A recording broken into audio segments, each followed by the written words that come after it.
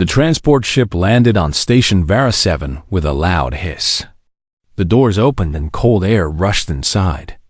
Park Do-hyun stepped out and looked around at his new home for the next 2 years. The Galactic Coalition Military Academy was the most famous training center in the known universe. For 200 years, it had turned ordinary recruits into the best soldiers in the galaxy. Species from 43 different worlds sent their strongest and smartest young people here. Most of them never graduated. The academy broke them first. Do-hyun was not strong. He was not particularly smart. He was just a human from a small country on Earth, a planet that most aliens had never heard of until 50 years ago. Humans were new to space. They were new to everything. And the galaxy did not respect new things. He walked through the massive steel doors and into the registration hall. Hundreds of recruits stood in lines, waiting to receive their assignments. Do-hyun had never seen so many different species in one place. There were Valori, giant lizard-like creatures with 4 arms and scales that looked like black armor. There were Tenari, thin and fast, with legs built for running and eyes that could see in complete darkness. There were Orim, small floating beings who could move things with their minds. And then there were the 2 humans, Do-hyun and one other. He found her near the back of the hall. She was tall for a human woman, with short black hair and a serious face. Her name tag said Yoon Hana. "You're the other one," she said when she saw him. It was not a question. "Yes, Park Do-hyun." "Yoon Hana, have you looked at the other recruits?" "Yes, we're gonna die here." Do-hyun almost smiled. "Maybe, but not today." Before Hana could respond, a voice boomed across the hall. It was deep and rough, like rocks grinding together. "Recruits, form lines by squad assignment, now." The voice belonged to Instructor Keth. He was a Valori, but bigger than any other Valori in the room. His 4 arms were thick with muscle. His scales were not just black, but seemed to swallow light itself. His 4 yellow eyes scanned the recruits like a predator choosing its prey. Do-hyun checked his assignment pad. Squad 7. He looked around and found the sign. When he reached it, his heart sank a little. Squad 7 had 8 members. 2 humans. 1 Tenari with a damaged leg. 1 Orim who seemed barely able to float. And 4 others from species Do-hyun did not recognize, all of them looking small and scared. This was the washout squad. The squad nobody expected to survive. Instructor Keth walked through the hall, stopping at each squad to inspect the recruits. When he reached Squad 7, he stood still for a long moment. His mandibles clicked together, making a sound like laughter. "This is what they send me," he said. 2 humans. Look at them. Soft skin. Weak bones. A century ago, your species was still burning dead plants for energy. You do not belong in space. You do not belong in this academy. And you will not survive orientation. Do-hyun kept his eyes forward. He said nothing. Keth leaned closer. His breath smelled like metal and something rotten. "Do you understand me, human?" "Yes, Instructor." "Yes, what?" "Yes, I understand that you believe I will not survive." The room went very quiet. Even the other instructors stopped moving. No recruit talked back to Keth. Not ever. Keth's 4 eyes narrowed. "Believe? You think this is a matter of belief? I have trained soldiers for 30 years. I have broken recruits from species that conquered star systems before your ancestors learned to make fire. You are nothing. You are less than nothing. You are a mistake that somehow got a uniform." Do-hyun felt his heart beating fast. His hands wanted to shake, but he did not let them. He had heard worse. He had survived worse. "I understand, Instructor," he said again. His voice was calm and quiet. Keth stared at him for a long time. Then he made that clicking sound again and walked away. Hana moved closer to Do-hyun. "Are you trying to get killed on the first day?" "No, I'm trying to graduate. By making the most dangerous instructor in the academy hate you. He was going to hate me anyway. I'm human. But now he will remember me. Hannah shook her head. Being remembered by Keth is not a good thing. That night, Squad 7 gathered in their assigned sleeping quarters. It was a cold metal room with 8 beds that were too short for some and too hard for all. No windows. No decorations. Just gray walls and harsh white light. The Tanari with the damaged leg introduced himself as Vec. He'd been injured in an accident before coming to the academy, but he refused to go home. The Arim was named Scylla. Her psychic abilities were weak compared to others of her kind, but she could still move small objects with her mind. We are the rejects, said one of the other recruits. A small furry being named Tog. Everyone knows it. Squad 7 never graduates. We are here to make the other squads feel better about themselves. Then we will change that, Doyun said. Everyone looked at him. The academy has rules. Complete the training, pass the tests, and you graduate. It does not say you have to be the strongest or the fastest. It says you have to finish. Vec made a noise that might have been a laugh. Finishing is the hard part. Instructor Keth will make sure of that. Then we will be harder. Hannah watched Do-Yoon as he spoke. She did not know him. She did not know if he was brave or stupid or both. But she knew one thing. He actually believed what he was saying, and for some reason, that made her believe it too. The alarm woke them at 4 in the morning. A horrible screaming sound that made everyone jump from their beds. Instructor Keth's voice followed. All recruits to the training ground. You have 5 minutes. Anyone late will be removed from the program. Do-Hyun was dressed and running in under a minute. His body was tired. He had barely slept 3 hours. But tired did not matter. Only moving mattered.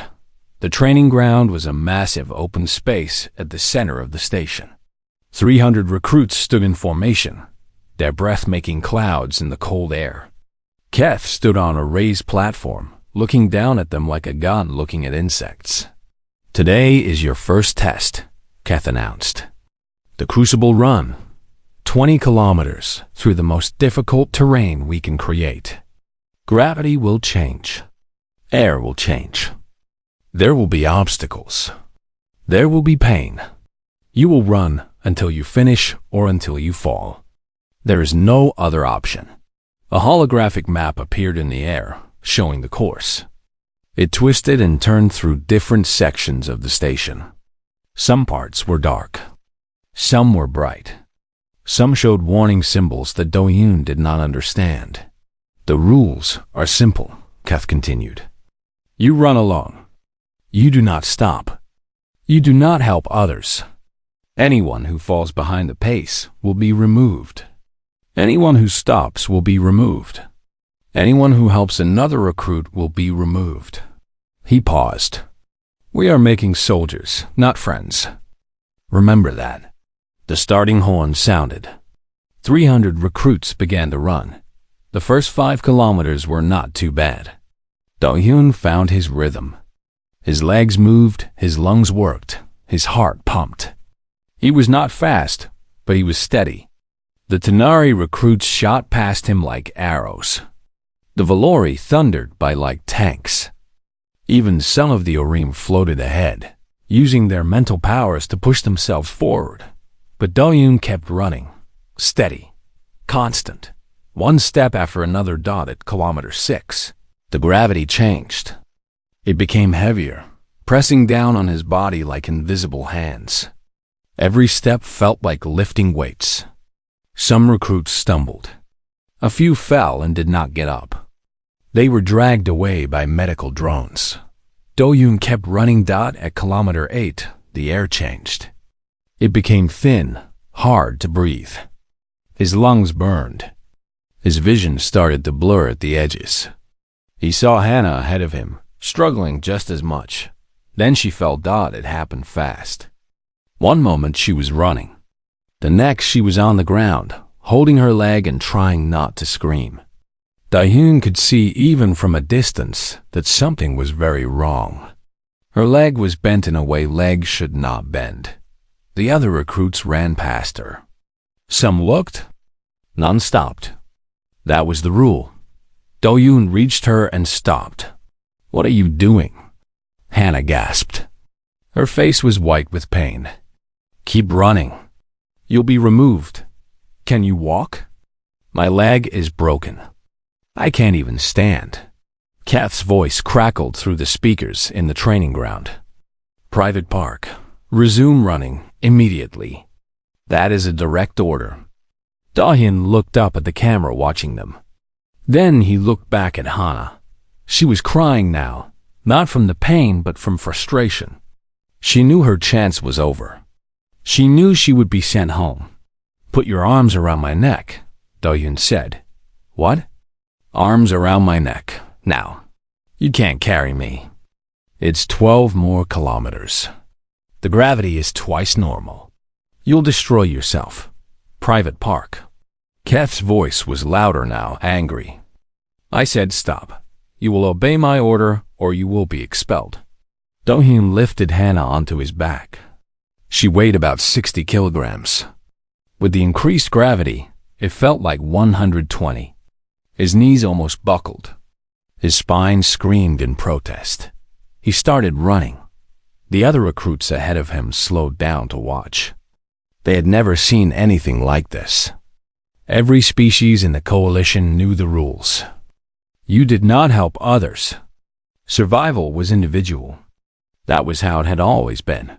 But this human was carrying another human on his back, running through twice normal gravity with thin air and 12 kilometers still to go. It was not brave. It was impossible. Kath watched from the command center, his 4 eyes fixed on the screen showing Dahyun's biosigns. The Academy's medical officer, Dr. Veen, stood beside him. "His muscles are tearing," Dr. Veen said quietly. "I can see micro-tears forming in real time. His leg bones are developing stress fractures. His heart rate is in the danger zone. Then he will collapse. Yes, any moment now." But Dahyun did not collapse. Kilometer 9. His vision was going gray. He could barely see where he was running. But he could feel Hannah's arms around his neck, feel her breathing against his back. She was still alive. He kept running. Kilometer 10. Something popped in his left knee. The pain was incredible, like fire spreading through his whole leg. He stumbled, but did not fall. He adjusted his stride, putting more weight on his right leg. He kept running. Kilometer 11.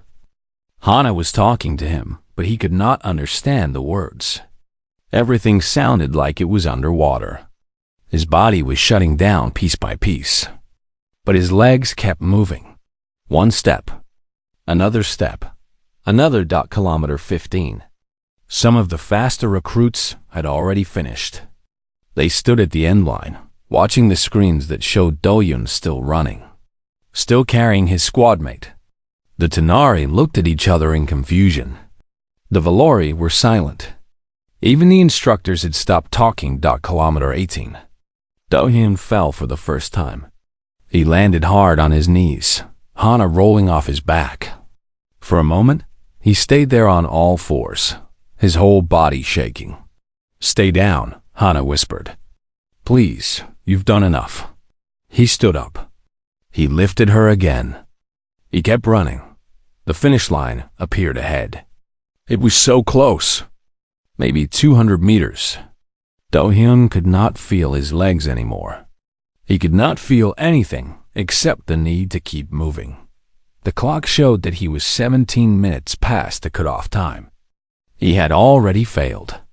Both of them had failed. There was no point in finishing. He finished anyway. He crossed the line, set Hannah down gently on the medical platform, and turned to face Instructor Kath. The giant Valori had come down from the command center. He was standing right there, his 4 eyes unreadable. "Permission to receive medical attention."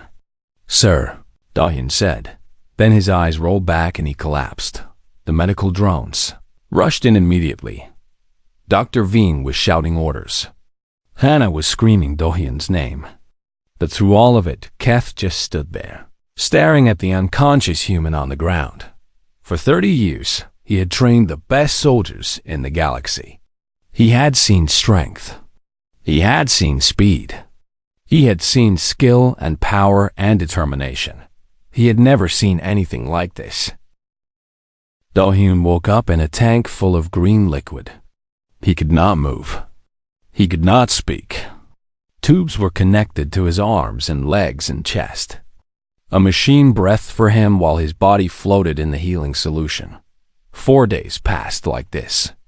Sometimes he was awake. Sometimes he was not. The green liquid repaired his torn muscles. It fixed his broken bones. It healed the damage he had done to himself during the Crucible run. But even the best medical technology in the galaxy could not explain why he had been able to do what he did. On the 5th day, they let him out. A medical assistant helped him stand. His legs felt strange, like they belonged to someone else. He looked down at his body. It looked the same, but he knew it was different now. He had pushed it past its limits, and limits were not something you could unpush. "Someone is waiting for you," the assistant said. Outside, Do-hyun put on a fresh uniform and walked slowly to the door. When it opened, he was not surprised to see Instructor Keth standing there. The giant Valori filled the entire hallway, his forearms crossed over his massive chest. "Walk with me," Keth said. It was not a request. They walked through the medical wing, past other recovering recruits, past doctors and nurses and machines that hummed with alien technology. Keth did not speak. He just walked, and Do-hyun followed. Finally, they reached a small room with a table and 2 chairs. Keth pointed at one chair. Do-hyun sat. Keth remained standing. "Explain yourself," the instructor said. "Sir? What you did during the Crucible run. Explain it." Do-hyun thought about the question. It seemed simple, but he knew it was not. Keth was not asking what he did. Keth had watched every second of it. He was asking why and how. "Private Yoon needed help," Do-hyun said finally. "I helped her. That is not what I asked. I asked you to explain how you continued moving when your body was failing. Every biological signal in your system was telling you to stop. Pain, exhaustion, damage. Your brain received all of these signals, but you ignored them." Keth leaned forward. "How? I don't know, sir. I just decided not to stop." Decided. Keth made that clicking sound with his mandibles. "You decided to override your own survival instincts. You decided to suppress pain that would have paralyzed any other species. You decided to continue functioning when your body was literally destroying itself." "Yes, sir." Keth pulled out a small device and placed it on the table. A holographic screen appeared, showing medical data. Charts and graphs and numbers that Do-hyun did not understand. "This is your bioscan from the run," Keth said. "I have shown it to 17 different medical experts. They all say the same thing. What you did should not be possible. The amount of pain you experienced should have caused unconsciousness within minutes. Instead, you ran for over an hour." Do-hyun looked at the data. He remembered the pain. It had been the worst thing he had ever felt. Every step had been agony. Every breath had been torture. But stopping had never felt like an option. "Humans have a mechanism," Keth continued. "We did not know about it before. It was considered a myth, a story your species told about itself. But the data proves it is real." He pointed at one of the graphs. "Under extreme stress, your brain can release chemicals that block pain signals. It can override the safety systems that normally protect your body. It can allow you to continue functioning far beyond safe biological limits." "I know," Do-hyun said quietly. "We call it different things. Adrenaline, willpower, stubbornness. This is not stubbornness. Stubbornness is refusing to change your opinion. This is... Kath paused, searching for the right word. This is biological madness. Your body was destroying itself, and your brain allowed it to continue, because finishing mattered more than not hurting. Kath stared at him for a long moment. Then he sat down in the other chair, a surprising gesture from someone who always preferred to tower over his recruits. I have trained soldiers from 43 species, Kath said. His voice was different now, quieter, almost thoughtful. I have seen Valori fight through wounds that would kill most creatures. I have seen Tanari run until their hearts exploded. I have seen Orim burn out their minds using psychic powers beyond their capacity. But all of them did these things when they had no choice. When death was the only other option. He leaned back in his chair. You did this for a squad mate. Someone you had known for less than one day. Someone who was not your family, not your lover, not your lifelong friend. Just another recruit who happened to be human. She needed help, Do-hyun said again. That was enough. Kath was silent for a while. Then he reached for the device and turned it off. The holographic screen disappeared. I have been reviewing the Coalition's restricted files on humanity, he said. Your species has only been spacefaring for a century. In that time, you have expanded to 12 colonies. You have survived first contact with 7 hostile species. You have adapted to environments that should have killed you. He paused. And you have done all of this while your governments barely function. Your people constantly fight each other. And your planet is slowly becoming uninhabitable. Or complicated, Do-hyun said. You are impossible. Your species should have destroyed itself long ago. Instead, you keep going. You keep surviving. You keep pushing forward no matter what stands in your way. Kath made a sound that might have been a sigh. I do not understand humans. I am not sure I want to. But I am beginning to think that understanding is not necessary. He stood up. Report to your squad tomorrow morning. You will continue your training. Do-hyun blinked. Sir, I missed the cutoff time. I broke protocol. I disobeyed direct orders. Yes, you did all of these things. And I should expel you for it. Kath walked to the door. But I will not. Because I want to see what happens when someone who cannot be stopped meets training that was designed to stop everyone. He opened the door, then paused. Private Yoon has also been allowed to continue. Her leg is healed. She asked about you every day while you were in the tank. Do-hyun felt something warm in his chest. Something that had nothing to do with the healing liquid. Thank you, sir. Kath made that clicking sound again. Do not thank me. Thank whatever strange evolution made your species so irritatingly persistent. He stepped through the door. Training begins at 400 hours. Be ready. The door closed. Do-hyun sat alone in the small room, thinking about what Kath had said. Biological madness. The ability to choose to keep going when everything said stop. It did not feel like madness to him. It felt like being human. He stood up and walked back to his quarters. He had training tomorrow and he needed to sleep. But first, he needed to see Hana. Word spread through the academy like fire through dry grass. The human who would not stop. The recruit who defied Instructor Kath and survived. Within a week, everyone knew the story. Within 2 weeks, everyone had an opinion about it. Some recruits saw it as inspiration. If a weak human could push through the crucible run while carrying another person, maybe they could push through their own challenges too. These recruits started looking at the humans differently. Not with respect exactly, but with curiosity. Others saw it as a threat. The natural order of things was being disturbed. Humans were supposed to be weak. They were supposed to wash out. They were not supposed to become famous for doing impossible things. Then was one of the others. He was a Valori from one of the oldest military families in the Coalition. His father had been a general. His grandfather had been an admiral. His great-grandfather had helped found the academy itself. Then had grown up knowing that he was destined for greatness. And he did not like that a soft-skinned human was getting more attention than him. He found Do-yoon in the training hall 3 weeks.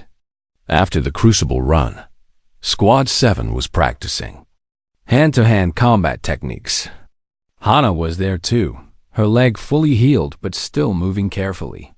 The rest of the squad watched as Do-yoon demonstrated a throwing technique to Vec, the Tenari with the damaged leg. "Human," then called out. His voice echoed off the metal walls. Do-yoon turned. He saw the massive Valori walking toward him, forearms swinging at his sides, yellow eyes burning with challenge. "I am talking to you, human. The one who thinks carrying an injured teammate makes him special." "I don't think I'm special," Do-yoon said calmly. "I think I did what needed to be done." What needed to be done was following orders. What needed to be done was leaving the weak behind. That is how soldiers are made. That is how battles are won. Then stopped a few meters away. He was twice Do-yoon's height and 4 times his mass. "You are not a soldier. You are a mistake." The training hall went quiet. Other squads stopped their exercises to watch. "Maybe," Do-yoon said. "But I'm still here. Not for long." Then pointed at the combat ring in the center of the hall. "Fight me. Prove your worth. Or admit that you are nothing but a story that will be forgotten." Hana grabbed Do-yoon's arm. "Don't. Valori are twice our size. They have natural armor. No human has ever won a combat match against one. I know. Then why are you considering it?" Do-yoon looked at Then. He looked at the watching recruits. He looked at Instructor Keth, who had appeared at the edge of the hall, arms crossed, eyes unreadable. "Because if I back down, every human who comes after me will be expected to back down too. And I don't want that to be our story." He walked to the combat ring. The rules of Academy combat were simple. No weapons. No killing. Fight until one person surrendered or could not continue. Medical drones waited at the edges of the ring in case someone got seriously hurt. Then entered the ring from the opposite side, his scales gleaming under the harsh lights. He looked like a monster from old Earth legends. A dragon in humanoid form.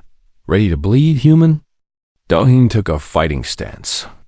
"Ready when you are." The match started fast.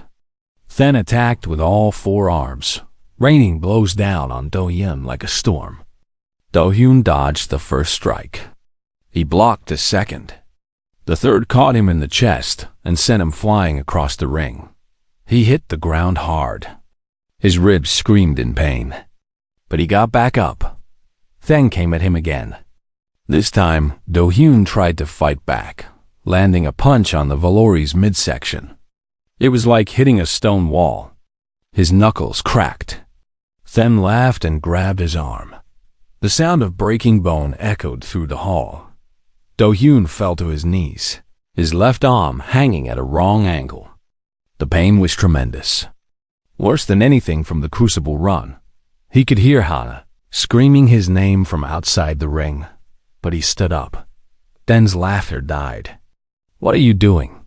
Your arm is broken. Surrender." "No, another attack." Do-yoon tried to defend with his good arm, but Then was too fast, too strong. A blow to his ribs cracked 3 of them. Another blow to his leg made him stumble. Blood was flowing from a cut on his head, getting into his eyes. He kept fighting. Minute 4. Minute 5. Minute 6.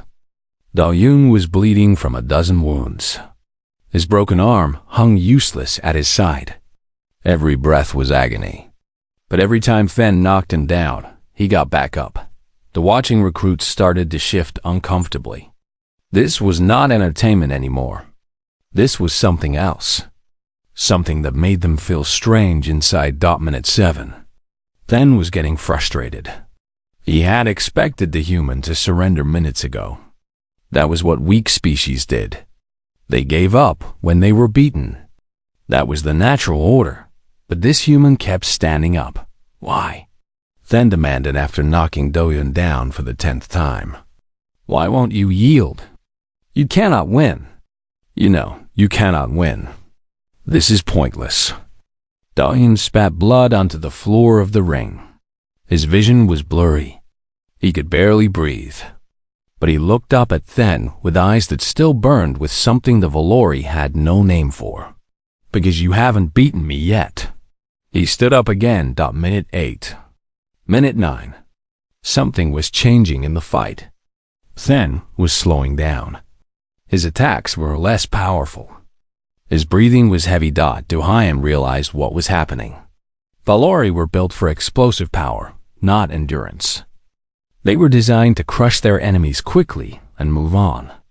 Long fights drained them, and Do-hyun was making this fight very long. Minute 10. Then threw a punch that should have ended everything.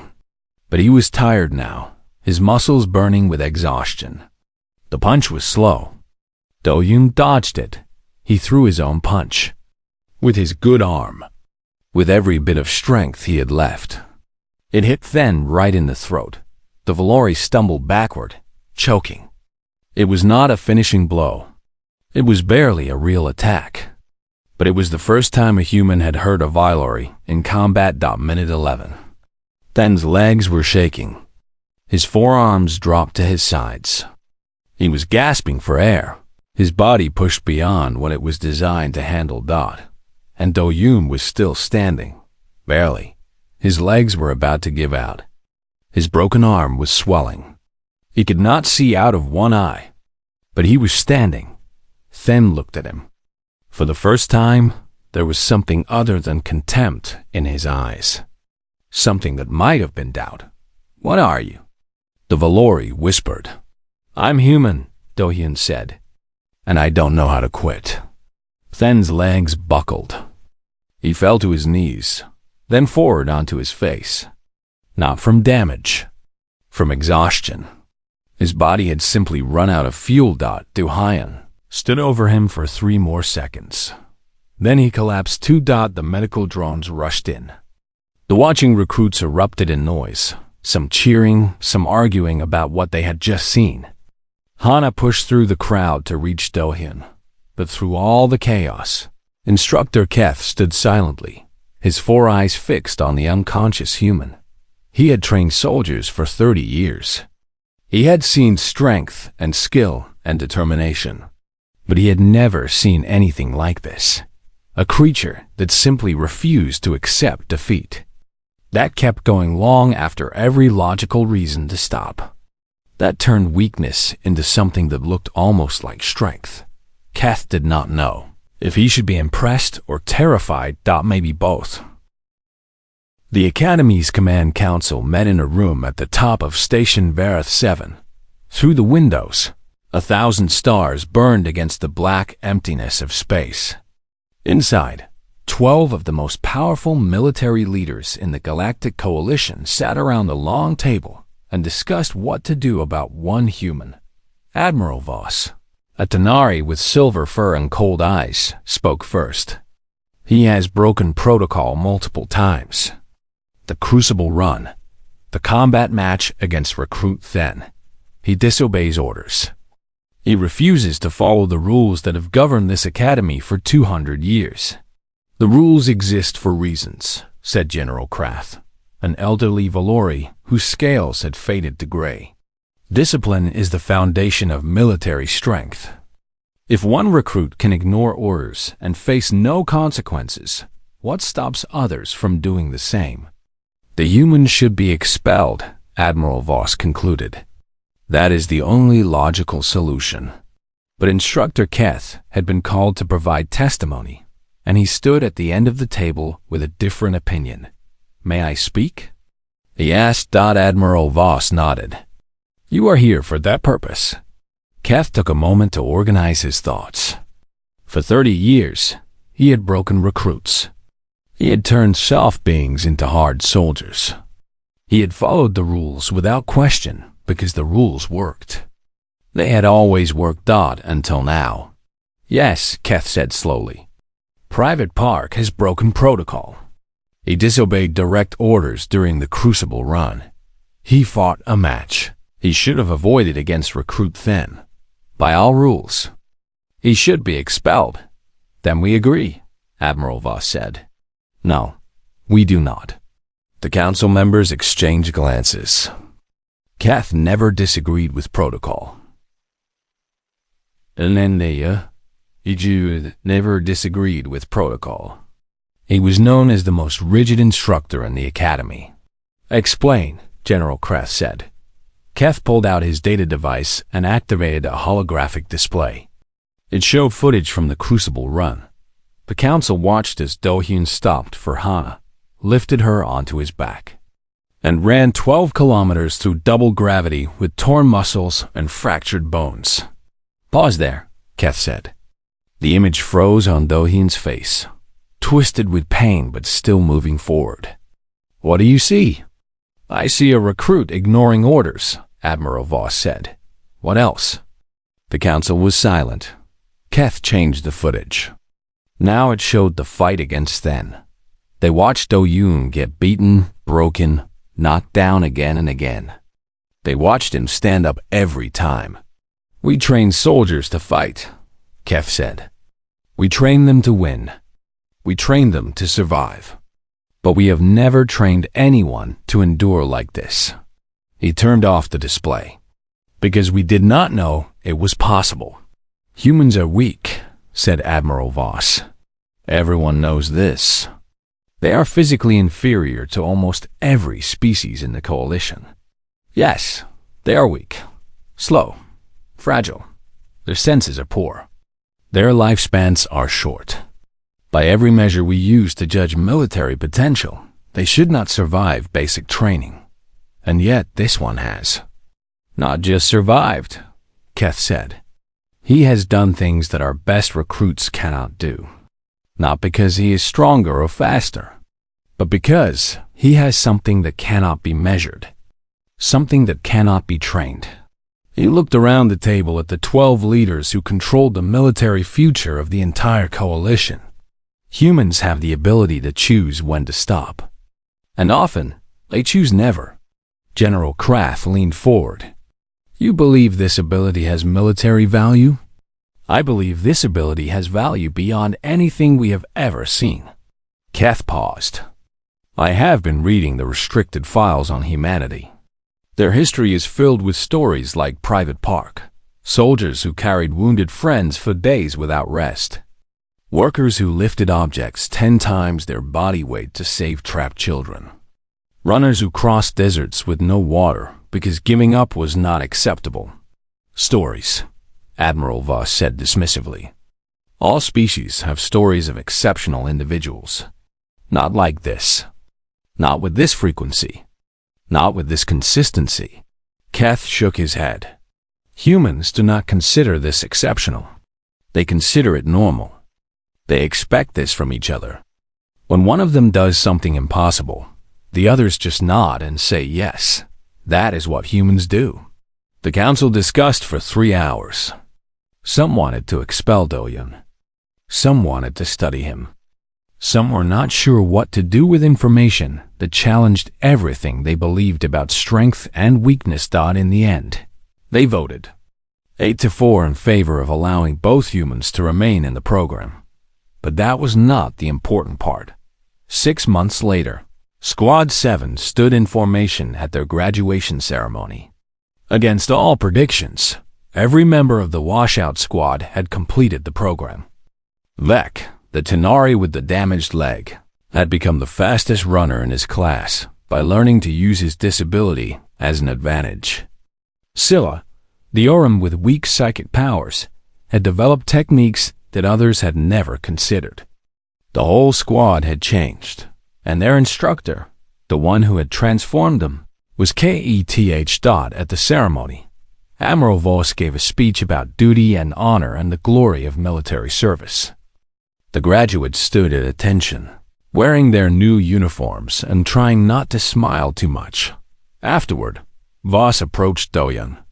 The Tanari Admiral looked at the human with a mixture of curiosity and something that might have been respect. "Private Park, one question if you will permit." "Yes, Admiral." "What drives your kind? What makes humans keep going when everything says you should stop?" Do-hyun thought about this question. He had been thinking about it for 6 months, ever since Keth asked him the same thing. He thought about his grandmother, who had survived war and hunger and loss and still smiled every day. He thought about his father, who worked 3 jobs so his children could go to school and never complained. He thought about Hannah, who had spent months in painful physical therapy after her injury, and never once said it was too hard. That he thought about all the humans who had ever been told they could not do something, and heard it as a challenge instead of a limit. "We're not the strongest," he said finally. "We're not the fastest. We're not the smartest. There's nothing special about humans that makes us better than other species. And what is it? We decided, somewhere along the way, that the only person who gets to say when we stop is us." Admiral Voss tilted his head. "That seems insufficient. Maybe." Do-hyun smiled. "But it's enough for us." Later that night, there was a celebration in the Squad 7 quarters. Hannah had somehow obtained drinks from the officers' mess. Vec was teaching the others a Tanari dance that involved a lot of jumping. Even Scylla was floating around happily, making small objects spin through the air with her mind. Do-hyun sat in the corner, watching his squad celebrate. His body still ached from 2 years of training. He had scars that would never fully heal. He had pushed himself further than any human should go, and he would do it all again. Every painful step, every broken bone, every time someone told him to stop, and he kept going anyway, because that was what humans did. Hannah sat down beside him. "You're thinking too much. This is supposed to be a party. I'm thinking about what comes next. We're soldiers now. What comes next is we get assigned to ships and go fight for the coalition. Yes, and we'll be the only humans on those ships. The only ones who have ever proven that our species can keep up with the galaxy." Hannah nodded slowly. "No pressure. All the pressure." Do-hyun smiled. "But that's okay. Pressure is just another word for a reason to keep going." She looked at him for a long moment. Then she smiled too. "You know, Kef told me something before graduation. He said that when you first arrived, he was sure you would wash out in the first week. He said you looked weak and soft and completely unprepared for military life. What changed his mind? He said he watched you get back up. Again and again and again. And he realized that getting back up was the only thing that mattered." Don raised his drink. "To getting back up." Hannah raised hers. "To never knowing when to stop." They touched glasses and drank, and somewhere across the station, Instructor Kath watched the celebration on his security monitor and made that clicking sound with his mandibles that might have been a smile. The galaxy was vast and dangerous and full of beings that were stronger, faster, and smarter than humans thought, but the galaxy had never met beings who simply refused to quit, and it was about to learn what that meant.